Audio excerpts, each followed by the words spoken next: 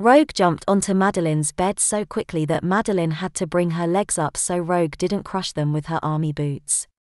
Rogue collapsed onto her knees in front of Madeline and aimed the bottle's nipple straight at her mouth. Madeline leaned forward and began to drink from the bottle. Slowly she brought her hands up to the bottle and she tried to snatch it from Rogue's hands. "No baby, you'll spill it," Rogue said, pulling the bottle away from Madeline. "Now what do you say?" Madeline fumed. "I'm sorry, can I please have my bottle back?" "Of course you can't."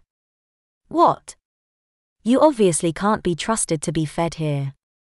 We will have to change the venue." Madeline's heart sank. "Where?" she breathed. "The kitchen." Down 2 flights of stairs past Evans, Charlie's, Scott's, Jean's and Gabriel's rooms, Madeline could feel her embarrassment growing. Even if she could get down to the kitchen, she could never make both trips without being seen. "No," Madeline said. "Big talk from such a little girl," Rogue said, removing her gloves.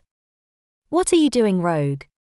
If I touch you for 4 seconds you'll be so weak I could drag you into the middle of the field, put you in a baby bouncer, cut all your hair off and make you cry like a 2-year-old without any effort. Now come with me." Madeline used the only trick she had available to her. Using her powers, she phased through her mattress and under her bed. She would have made it if she had been a fraction of a second quicker. But Rogue had been prepared for such an eventuality and didn't even try to catch her. She simply ripped up Madeline's mattress and grabbed hold of her legs when she phased through. Madeline felt herself becoming weaker and beginning to drop into unconsciousness. Rogue left her like that and put on her gloves. Grabbing Madeline's nightshirt, she pulled it off of the weakened girl.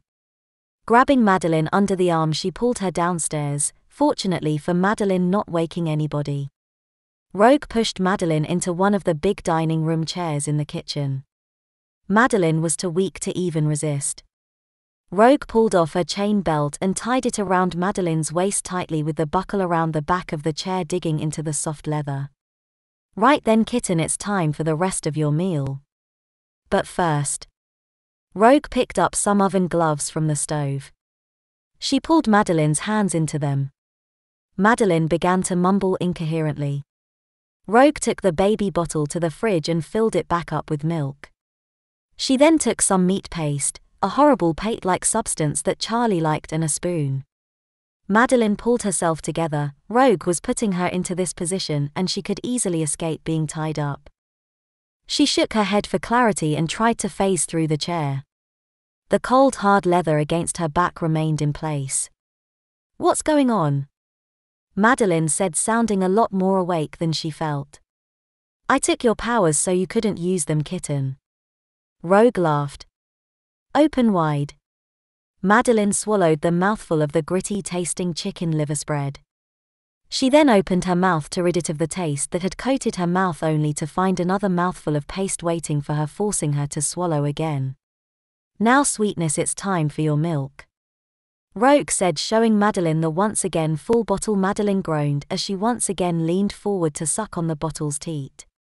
As she did this, Madeline glowered at Rogue because Rogue was standing there wearing her adult clothes whilst she was wearing a diaper and her bra.